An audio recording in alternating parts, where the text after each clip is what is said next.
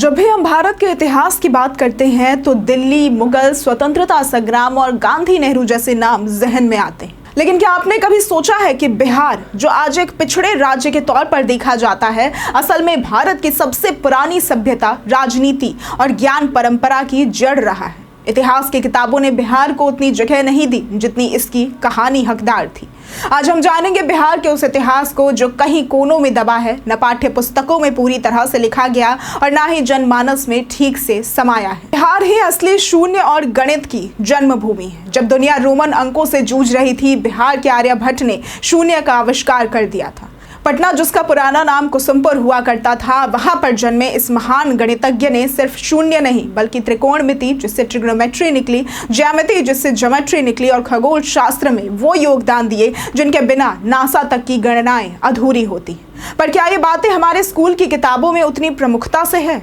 दुनिया आज जिस लोकतंत्र की बात करती है, उसकी नींव बिहार के वैशाली में लगभग 2500 साल पहले ही रख दी गई थी। यहाँ की लिच्छवी सभा एक संगठित गणराज्य थी, जहाँ राजा चुने जाते थे, तानाशाही नहीं चलती थी। ये पहली लोकतांत्रिक व्यवस्था थी, मगर किताबों में इसे बस एक फुटनोट जितना ही महत्व मिला। तीसरा है बौद्ध और जैन परंपराओं की जन्मभूमि। महात्मा बुद्ध को ज्ञान कहाँ मिला था? वो भी एक बिहार का ही जगह था, जिसे बोधगया के नाम से जाना जाता है।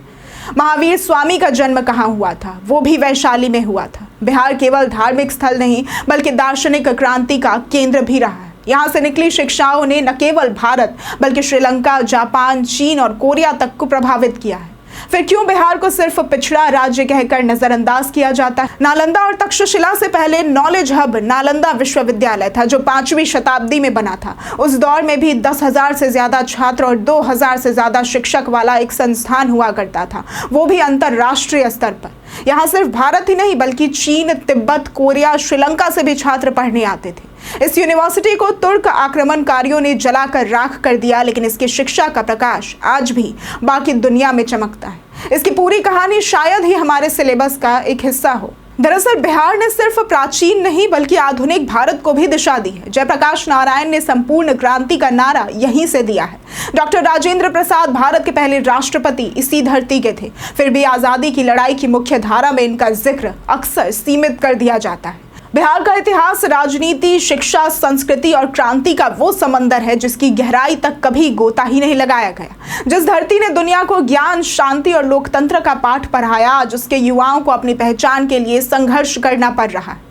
अब वक्त है जब हम खुद से पूछें कि क्या इतिहास सिर्फ वो है जो हमें पढ़ाया गया है, या फिर वो भी इतिहास है जो हमें जानने ही नहीं दिया गया। अगर आपको आज की ये वीडियो वाकई पसंद आई हो तो इस वीडियो को लाइक करें, ज़्यादा से ज़्यादा शेयर करें और हाँ, हमारे चैनल को सब्सक्राइब करना ना भूलें। आज के लिए सिर्फ इतना ही। वीडियो हमारे साथ बने रहने के लिए धन्यवाद।